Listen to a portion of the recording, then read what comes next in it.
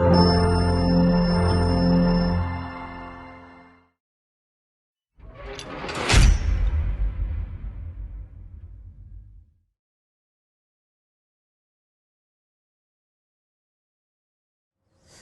back with the League of the Genuine Conversations with me, your host, Fred Mwema. Every Friday, we have a discussion about the important but often ignored subject of counterfeits. As always, we continue our programming with yet another discussion, this time with a young man, a gentleman, a friend of mine, a journalist, Mr. Derek Kabyangu. Kabyanga. Yeah. I have seen you at, first of all, welcome to the show. Thank you so much for hosting me. I know you follow us a lot. Yeah. I have been seeing you at many of our events. You're always firing me questions So true.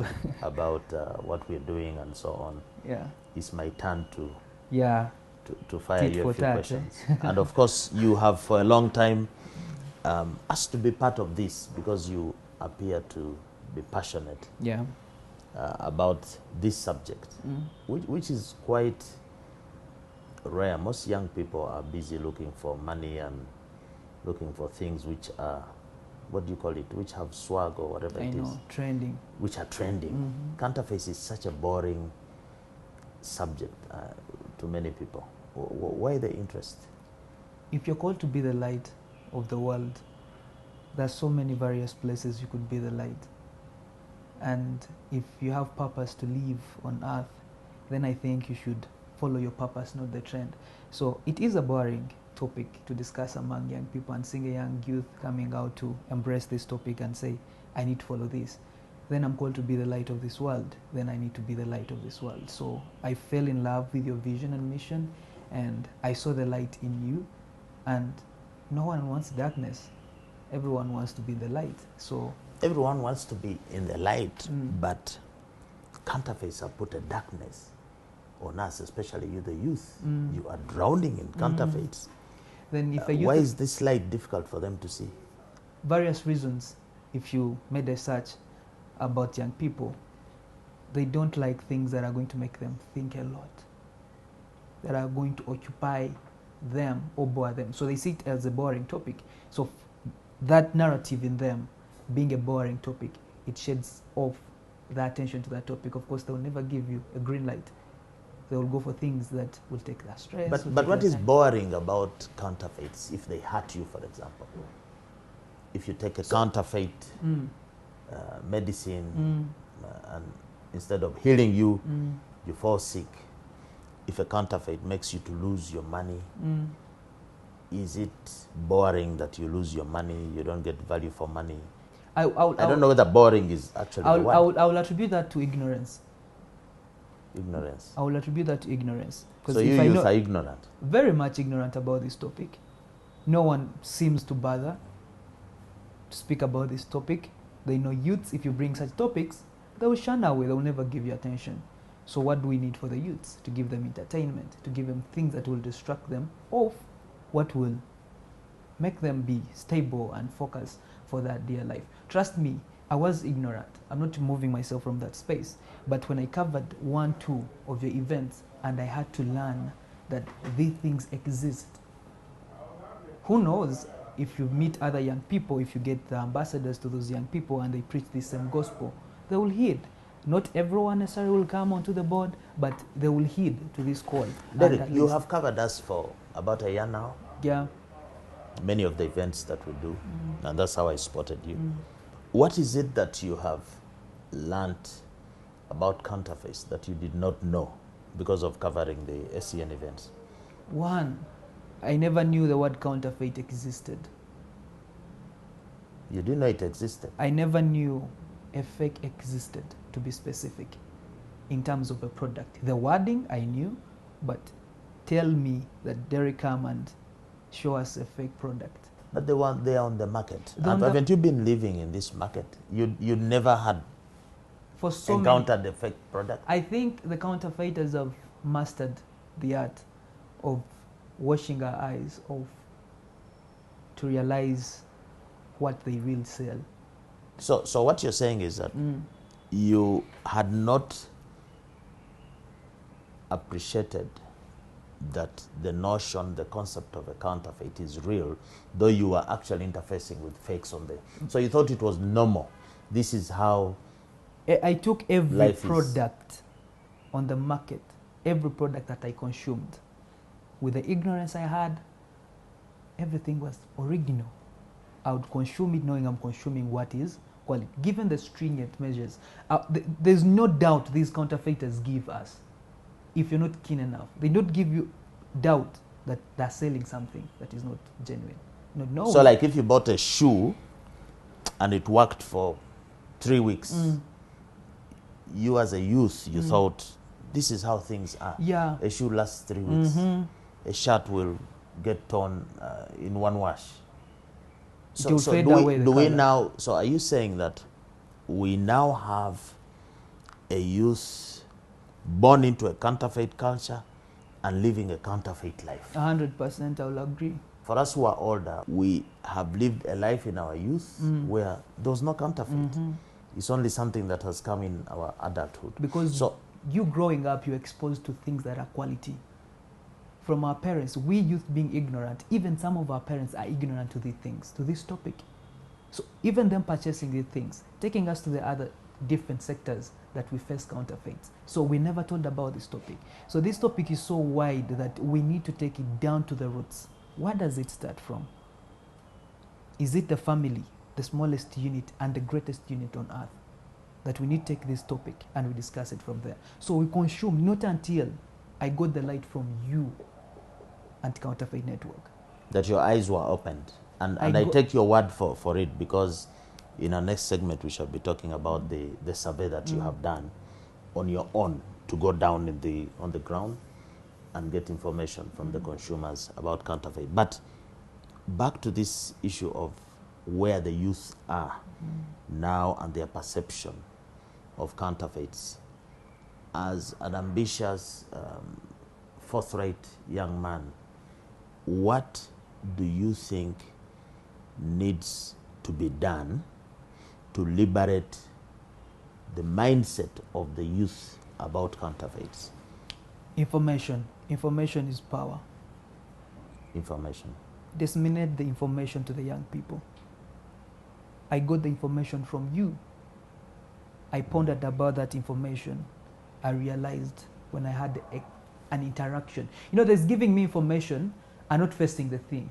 So I got the information from you. Then the following day, I face what you are teaching me. Do you know what I mean? What did you face? Tell me about a fake product. Yeah. I'm like, okay, I don't want to take these people's words. You know, the Bible is clear that don't be hearers of the word, be doers of the word. So I hear your word about fake. I take it personal. I go on the market. I'm sold the fake. I'm like, wow, these guys are really doing a great job. People are not noticing. Wow, this is what people need to hear, the information that I got. Because if one me has had that information, seconds or hours later, I face what they were warning me about, then the information is key. That information is power. So how about disseminate it to the young people? How about but Derek, you're saying we need to give information. You've heard of the saying that you can take a horse to the river, but you can never force it to drink. That's why I said, so not all the can young we force the youth to take this information? For us, we have the information. We give it every Friday. But the youth are more interested in dance force, entertainment, and right now there's World Cup. The youth will spend 4 hours watching football games, but they will not spend 10 minutes listening to Derek here, giving them life-saving information. How do we get this information down to the youth? We're not going to do it at gunpoint. Okay. And I'm saying this because I know that you have a rare quality of being a volunteer. You're working with BTM TV, but you are a volunteer. Most youth, when they come here, the first thing they'll say, I want a job. The next thing is, how much do you give me? Can we use the concept of volunteerism or volunteerism to fight counterfeits? without pushing it down the throats of people, the youth Yes, especially? yes, it can happen. Let's not use that narrative of forcing the horse to the river and you can't make it drink the water. But there are so many that you will force there, they will drink it, later, at a later point, they realize. They will not heed to the message. But there are those that will heed, who will later realize. That's the same way the gospel is being preached. There are some people who will listen to the gospel, they take it. But The you're parable of the you're sower and talking the seed. about the gospel. This is the same, this is Here, good news. here in Africa, the gospel, Christianity, for example, they came with a Bible and a gun. You think your But forefathers some- just accepted it? They didn't So do we also need the gospel here, according to Not necessarily we need- anti-counterfeit and a gun? We don't need to come in with a gun. The gun Yeah. will come in this form. The danger that is in that product that they're consuming after realizing it's a fake. That's the gun. That's the bullet, actually, because that's the time bomb. It's not even a gun. It's a bomb that they're seated on. A nuke. So how about package it in a manner that is going to indicate a bomb that they're seated on? Not necessarily coming on a gun like, yo, you have to take this information. You have no choice. Yes, they don't have a choice because they are seated on a bomb. How about making them realize the bomb they're seated on through the information we are giving? They will concede. What strategies are we laying down for these young people? If they're going through the entertainment, how about come up with creative ways of passing on information to these young people? They will heed. I guarantee you, 10 youths, 2 will get attracted to this information. Volunteerism, they will come to this. The 8, they will hesitate at first. But these 2, Jesus did not have the entire world. He had only 12 disciples, of which some were hesitant. They were stubborn with him. But those who heed to the gospel, many of us are saved because of those people. So we need the committed youths. Out of the 10, if you get 2, lucky enough, dwell on those 2, train them, feed them, give them the information that they need to do. Let them take it back to their friends. You make a powerful point. So you're saying, as Christians, 12 people, 12 disciples were able to impact. How many Christians do we have? 2 billion, There are 3 very billion? So you're saying in the same way, we can have a discipleship in Program. fighting counterfeits. Because you guys are selling out good news. It's good news. People are not realizing it, but they since will you have realize been it. since you have been on this trajectory of being a crusader against counterfeits, I'm sure you have friends. How many have you converted? Or some have even thrown you out. They think you've gone crazy. Of course, this is a boring topic, as you said it. Yes, but how many now, I hindered. in terms of converting, how many can you say that? I won't okay, give statistics, but at least the message has passed on. It's one way of passing on the message. You gave me the message. It was about me to act according to the message. Either leave it, because already you've indicated this is poison. I give you life and death. Choose life. You gave me life. You gave me options. There's a bomb. There's life here. So it's up to me to choose. Many of them have talked about them this topic. So and they are seeing you now. You pitch for them now. Hey, they are there guys. listening to you. hey guys, they gave us life over death. The Anti-Counterfeit Network is giving us a bomb that we are seated on that many of us can never realize. And they're giving us life by indicating those goods that we need to consume. So it's up to you. No one is going to force you, but it's you to wake up to the reality and know that this is a bomb. I don't need to go for a bomb, but I need to go for life. So as me, I'll add my voice to choose life. Be careful, be critical, be genuine, don't be fake. Ask questions that you need to ask these all producers and sellers. Inquire what you need to inquire, because your life is more precious compared to the good that you're taking. Wow. Are you going to stand for political office? No, Because not a you just did, politician. they call it an audition. I'm not a politician. Okay, politics aside, they say charity begins at home. Yes. You're talking to the external, the people outside your home. What about the people in your home? You have family. I have family. Have you spread this good news to I your have. parents, to the people you stay with? I have. Do you check out for expiry date? Is the trademark name the correct one? Is the packaging correct? I have. Within your home? I have. I have done that. I've showed them the videos, the stories that I've covered here. They watch them. I've told them. I've shared with them. We've sat down having lunch. I've told them. They need And to be you careful. continue to be telling them. We're going to be taking a break. When we return, this young man here, Derek, is so passionate about the subject of counterfeits. We shall talk about the survey, the video that he did. He went downtown, interviewed some people about counterfeits. We're back with the second segment of the League of the Genuine Conversations. I am here with the youthful Derek. Derek has done some good work already. Thank you. On trying to sensitize and create awareness about counterfeits. Tell me, you gave me a video, a production, 22, 25 minutes. What would motivate a young man like you to volunteer to go into the market and ask consumers, ask traders about counterfeits? And where did you go to do this survey? Speaking of why, you know, I began off by saying being the light of the world. When you gave me the light, I don't have to conceal that light with me. You don't light up a lamp and put it under the bed or under the desk. It has to be up and share. So of what use would I die with this information? So when you gave me the information, then I encounter this fake. I like, why? I need to ask questions to clear my conscience of the product that I purchased. Then I go down to different areas. What were you looking for? Were you looking for a specific counterfeit product, or you going generally? So when I bought that specific product that Which I bought, one? the soap. Which soap did you buy? White Star soap. When I bought it, basing on the attributes, relating, between the First of all, information you had been using this product, so you knew it well. I've been using the product. I've at least have attributes that I know with a genuine product that I've used. Then this time around, I buy this one. It gives me different buy? When did you buy? I think last month. Last month. You bought a bar of soap. Yeah, it was a bar. And what was the experience? It was horrible compared to the one my mom, my dad, they used to bring home. So how did this particular one present, the one that you bought? So one, it's quality.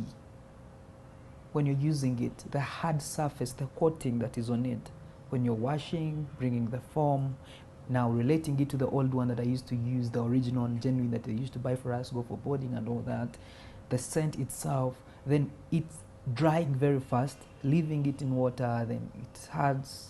We were here with the quality assurance manager of Bidco, the manufacturers. And to be fair to Bidco, he said for them, they ensure that every product that comes onto the market is certified and is authentic and performs. The gentleman even did a demonstration here and said this is how our product performs. Now, for you went in the market and you claim you got some product which looks like a White Star. How sure are you that product was a product from the manufacturer, from Bidco? Because there are fakers out there who will... Didn't you go to the wrong place? Did you go to the proper place where these products are sold? Of course, when you look at the subject counterfeiters, whom do they target? They target genuine brands. What do they copy? They copy genuine attributes of the genuine brand. So, of course, for them, even in that video, the allegations, I expect if that video was ready by then to respond to those allegations to them. Some say, some of the consumers I spoke to, they say it could be something that is concealed in them. Not necessarily the vision and the Let's mission. talk about the packaging. Was the packaging the same or different? The packaging the same. If you look at the... It was the same. Of course, the fake dealers, of course, they'll have to copy. They'll go and copy. If I want to copy Mr. Fred Moema, of course, I have to get attributes similar to him. Was the price the same? Some price wasn't the same. Some the price was the same. You went for cheap things. They used to like cheap things. You went and bought cheap soap, and then now you're saying that it was... you're blaming the brand. Of course, when I was carrying out Was it the survey, same price? When I was carrying out this survey, of course, you go to different locations. There are those genuine places that people know that these are genuine places. Supermarkets, and not just mini supermarkets in Chihuahua where. Well established. Well established, that even the VVIPs of this nation, go and buy. Okay? So I couldn't just go only to one person where I bought. I even didn't go to the person where I bought this soap from. I was like, okay, let me just go to other people. Maybe with this evidence that I have that I bought from this one, of course these are the same similar packages that he has. Let me go to the other people, different locations, not the same locality that I stay in. You go to different locations to pick samples from different people and then to attest. But when you went, when you did this survey, first of all, were the people you were talking to very willing to talk about the subject, or they were reluctant? Of course, some were reluctant because for reasons they did not give. Some they don't want to speak to camera, some they don't want to speak about this brand, some for the security purposes. Of course, this is... But overall, would you say 50% or 80% were reluctant, or 75% were reluctant to speak. 75%? Yeah. So people don't even want to talk They about don't things want. that hurt them. They don't want. They're not even willing. That's where we come into the topic of volunteering. Volunteering on different aspects. From we the consumers, if we volunteer to give the information of the different side effects we've encountered. So we are suffering in silence. We don't even want to come out and speak. This is what you found. People don't want to speak because, one, they're ignorant about what, it's an alien to them. It's an alien. It was an alien. It was a language of aliens that I was speaking to them. What is that you're speaking even? Okay, but did they in speaking to you, did they give you the impression that they know that this problem is rampant, or they thought it's a minor? The ones that we incident? spoke to, they told me they're aware of what is happening. Some have experienced, the ones that I spoke to that agreed to speak to camera, evidence is there. They spoke, and some have encountered. One part is some did not want to reveal at where they bought these counterfeits from. So you see, there's the involunteers. So you know the problem that is happening, you face the problem, but you know the source of this problem that you don't want to encounter, you don't want to face, you don't want to conceal. So volunteerism, if we just to take you back to that topic, people have to volunteer information. That's why Did you have a situation, the first time I went to China, you go to a place to buy a product, and then they will tell you, this is original, this is a copy, this is the original copy. So these guys who are selling the products, did they tell you this is the original soap, this is a copy of this is cheaper, or everything was the same? They didn't tell you any differentiation there? They didn't reveal. Whenever you ask them, do you sell fake? Have you sold fake? Of course, they'll be genuine to them, and they say, no, I sell original. So the sellers in China, where we think all the counterfeits come from, they are volunteers. They are honest. They're honest. So they know this is a bomb. Here, people will shop. The guy will sit up and just say, everything is genuine. And maybe it could be they don't know if they purchased in bulk. They could not know whether it's fake or not. But for them, they know they're disposing of things that are genuine. So you are saying that a consumer, first of all, which markets did you go to? I went to Kalere, I went to Chikubo, because most of us do our shopping there. Then I went to different supermarkets. Then even the consumers, direct consumers of these products, to give us the narrative and the experience. Did you get a sense that these vendors who are selling, if it turned out that the product was fake, did they tell you that they could take back the goods and give you your money back? Because they always have, once goods are sold, you cannot, there's no return policy. Did you interrogate that? Yeah, I interrogated that. One of the accountant was a user. No, he wasn't yet developed into the business of selling soap. He was a user. Then he had that encounter, but he went back to the shop to tell them that, man, you sold me what was fake. But he also told me that in purchasing, there's a moment he was going to purchase these boxes of soap. He realized he had the money to purchase, but when he has strategies that he takes to check whether it's fake or original that he told me.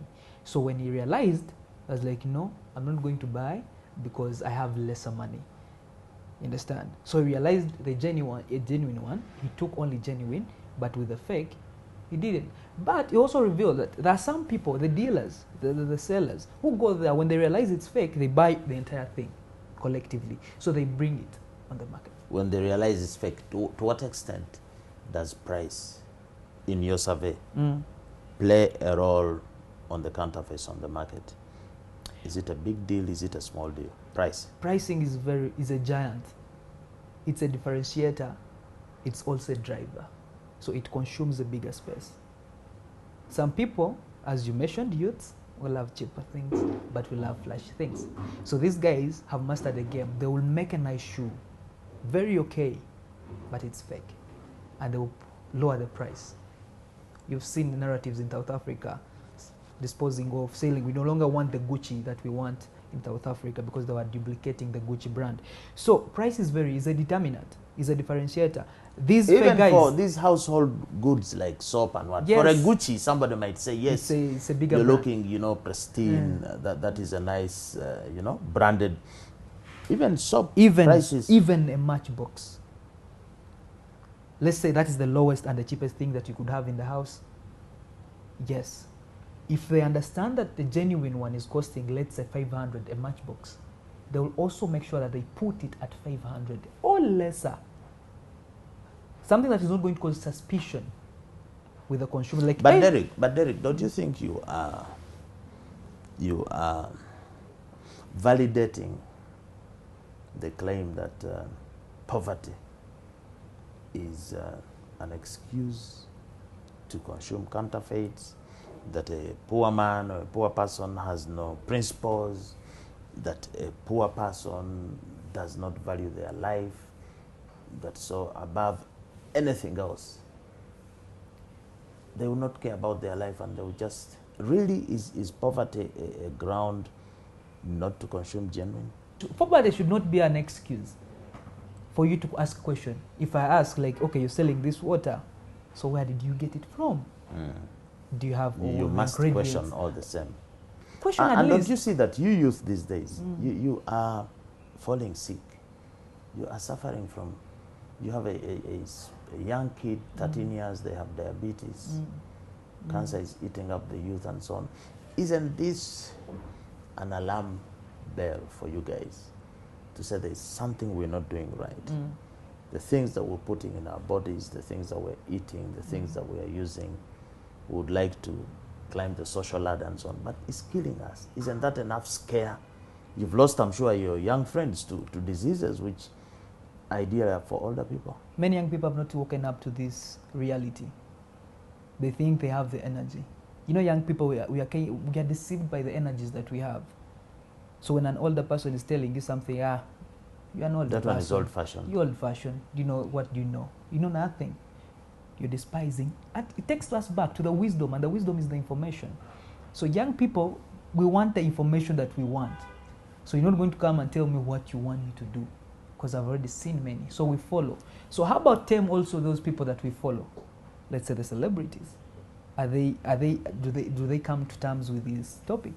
So there's a whole lot of people. Derek, we need to take a break, but when we return, we're going to talk about the things that are driving young people crazy. Okay. We shall talk a bit about social media and its role in promoting counterfeits. We're back with the third and last segment of this interesting conversation. I know that this is a World Cup weekend, so the distraction to be watching the World Cup is high, but we're also presenting a World Cup of counterfeits here. A much more bigger World Cup. World Cup that needs Because some people don't love football. Because that World Cup is segregated. There are people who don't know about qualify. football. Football has about, what, 1 billion fans? Yeah. I tell you have to qualify for your... Now Uganda is not represented there. But counterfeits affect all all 7 the people billion. without even segregation. So this is the bigger World Cup. Bigger so World stay Cup, tuned, yeah. don't leave. But social media, online, the youth, you are in the digital economy. For us old-timers, we are excluded, many of us, from this.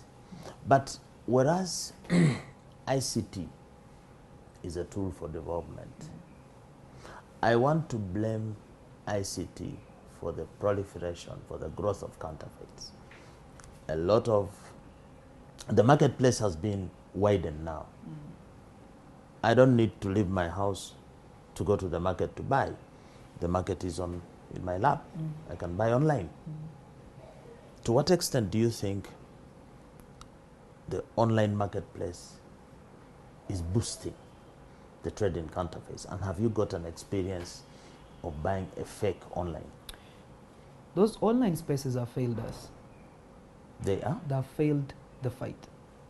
They are failing the fight against counterfeits. They are failing the fight. How do you mean? They are big aid. The way you made it, people no longer want to go to the physical markets. So they have all they want at their disposal of their phone. Are you going to ask questions? The online market is not going to provide you that space for asking questions. Is this product this? Are these the attributes? Does it bring these qualities? You understand? It's one traffic. You purchase, no questioning, no refunding. So you're killing the cycle, because this cycle involves asking and involves responding back. But Derek, you're speaking like an agent against progress. I'm told e-commerce, e-trade is the way to go. E-trade is the way to go. Yes, so, but for you, you're talking like you want us to go back to the Stone Age. No. I'm not talking about that. Is the way to go. Thank you. But at the expense of someone's life. So what am I speaking? Is what have you put in place? Maybe we should have measures of enhancing the consumer experience. For example, you want to buy that waistcoat. So if you, how do you try it on? Online, is there a changing room where you go and try it on? That's what I'm saying. See if it's fitting. That's what I'm saying. That failed the fight. So maybe there should be developed a system where they can enable you to try on. Yes, when you deliver without being present. Thank you. So that what is delivered is not a Chinese size or oversized. Then you provide spaces where people will really interact with someone you're dealing. You can come up with specific stalls, one-stop centers. And you know, Derek is in charge of selling flasks. So anything that concerns flask, he's the person to ask questions to. Then I'll ask Derek, I'm purchasing this flask, but this is the quality I want. These are the attributes I want from that flask. If they don't have it, is that person genuine enough to tell me this is the fake? Or should we have a system where we, the consumers who are buying the product, should be trusted to pay after we have received and tested and tried the product?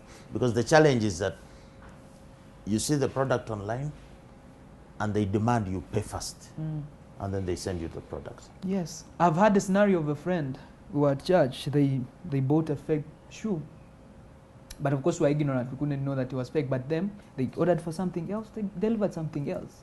And it was a scarf, we're not returning it back. So no, but isn't there a system of a return policy online? I ordered for this product with these specs, I paid the price, it is not meeting the purpose for which I bought it. I guess. Don't those online platforms have, doesn't Jumia, for example, have a system where you can return? I don't want to speak out of context, I don't know. But it was a scarf, according to that experience I had with those two guys. Understand? On the shoes. It's left for the delivery guy. The delivery guy is just a delivery guy. He has nothing to do with the sales and all that, the quality of the product. I'm just delivering. So you leave the battle to the delivery guy, facing the customer. Why this? Why that? How about come up with a system? How about come with a one-stop center? Knowing that Jumia, if at all I have a complaint, customer care comes in. If at all I have a complaint about your product, I have your head offices. How many people, those who purchase, can access Jumia offices? How many of them even know where Jumia where offices are? the offices are? Understand? So if we work out, and online, someone will take a pic of this water, they design it, they edit it out, and you think you're buying the genuine product. But in itself, it's fake. You've had fake fish. But if you buy the fake shoes, like you said, if your friend bought fake shoes, can't they post a comment on that platform and say, you guys, you did me bad, you took my money, these are the shoes that you gave me, they are fake. can that feedback help the next consumer not to buy the same fake shoe? In other words, what is the role of product reviews on these platforms in safeguarding us against counterfeits? I think it's not in us. I think Africans, we are not good at doing bad PR. Yes, you're going to ask, I know. We are not good at doing bad PR. Bad PR.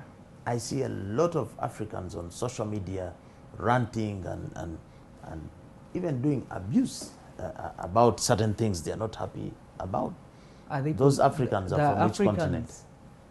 They're doing it to who? They're doing it in politics. If we can have them ranting over their own products that they have consumed.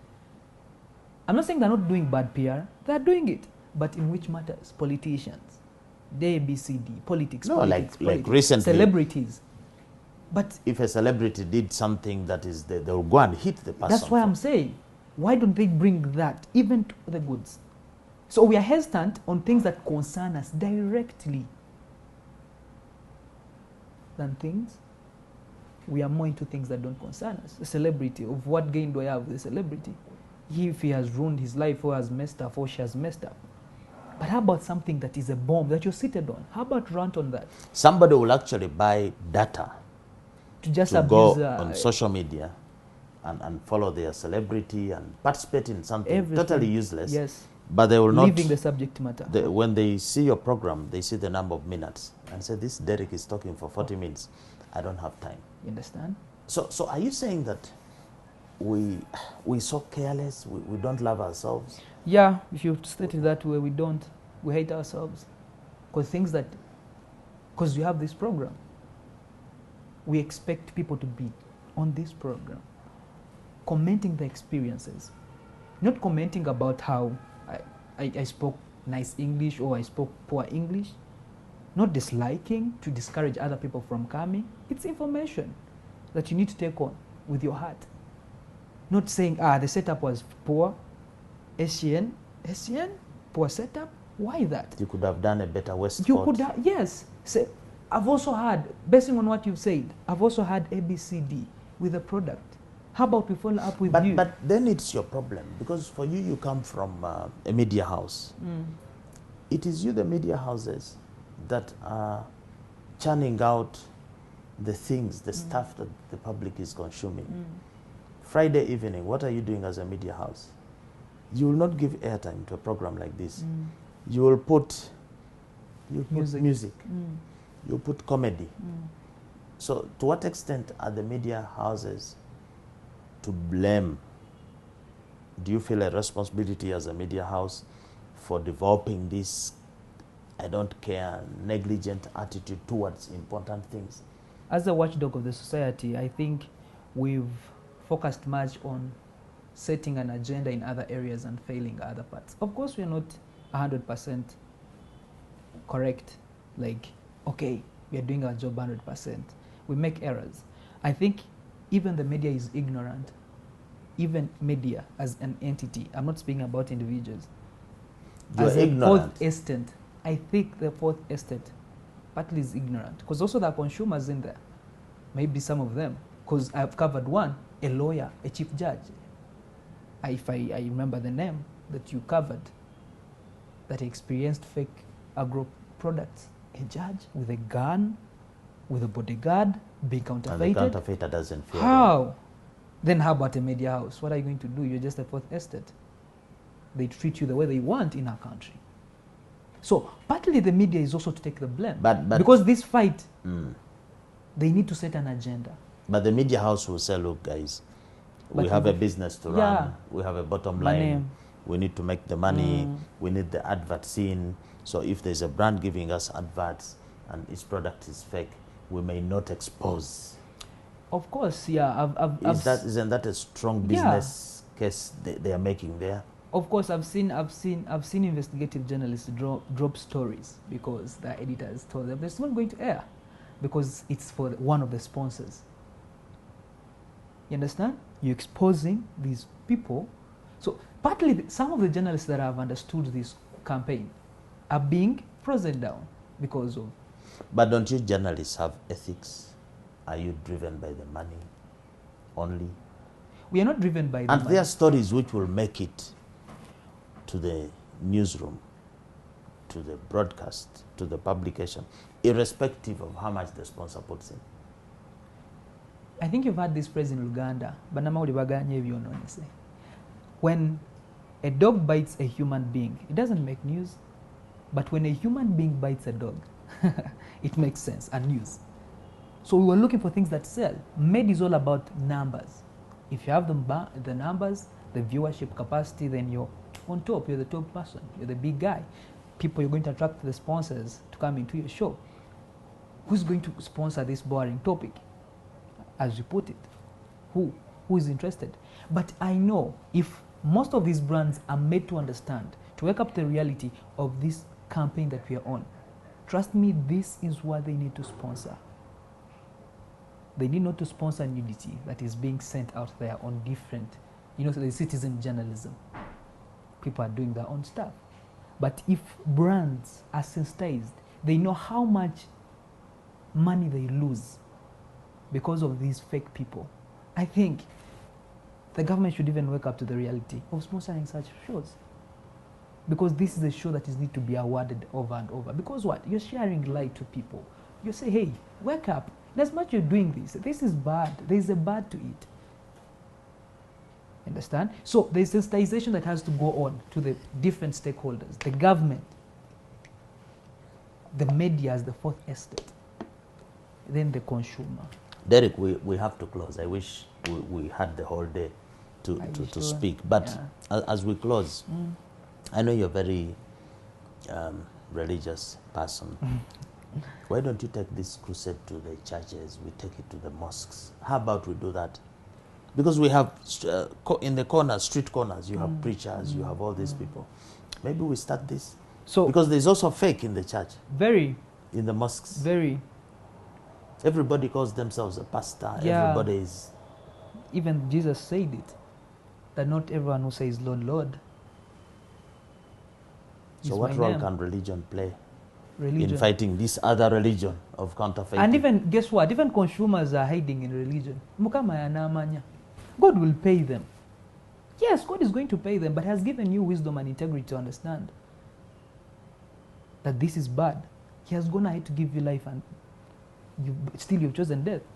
God is working through people. Some consumers are consuming, there is an energy drink called Mukama Nayamba or something. So we are calling God's name, but for the wrong purpose. You understand? They want God to reach them themselves. No, God is using SCN to pass on the information that he would have passed. So religion, leaders, I'm a youth leader in my church. I organize different events for youths. We gather different youths. This is a topic that we want to, because we have a segment in our different organizations. We have a moment when we speak to the truth, the real truth. It's called Truth Hearts. Give it to them, so let them choose. Because if you die with it, you're taking the blame. But give it to them and you. So the church has got a big role. We're doing school tours. But it's silent. I've not had a single sermon against counterfeits. Of course. Ignorance. If you spoke about the fakeness, some pastors about the personal gains. Of what great value is speaking about that topic to him. But what he has to speak when they're getting offerings from counterfeit cells. They have to center themselves there. Like, okay, if you don't give in the house of the Lord, the work of the Lord is not going to go. But you're neglecting their life. How about telling them, the way you speak against... I'll not let you leave without commenting on Dankani. Those are our drivers of counterfeits. What's your comment on those? You think that we got it right there? Differentiation, affordability, normancy. Does that connect with what you've seen in your surveys? This is the life savior. If only people knew Dankani, the reality of Dankani, they would understand and they will wake up. Yes, I encountered Dankani in the field. In your surveys? Yeah. So this is a wake-up call, to all wake-up message to everyone. It's a chain. If one thing that holds the chain is loose, it's going to affect other people. So if the consumer is so loose. It does not want to give freely the information. Does not want even to hit the information some people have volunteered, like SCN, to do. You do it on no cost. If they don't even heed to that, then they're failing the entire chain. It's going to wreck. You'll be doing the preaching of the good news as SCN, but preaching to the hard rocks. As they say, sowing on barren ground. But we keep the hope alive here. Yeah. This was Derek Kabianga, Yeah. a journalist, a volunteer at BTM TV, but one of those journalists who is ever present at all the events and functions that we've held. So we also gave him his day. This has been your day to shine in the spotlight. I hope you make some new friends after this. Thank you so much. And become popular in your church and stand for, That has been a conversation on the important subject of counterfeits. As always, we thank you for being a good audience and for tuning in every Friday to watch what we have to say. We hope you have learned something, and if you're new here, this is the only show where we discuss the important subject of counterfeits. Please remember to subscribe. We appreciate your support. If you like what we're doing, you can share, and we look forward to having more surveys and more information feedback from the consumers. As always, don't be fake, buy and sell genuine.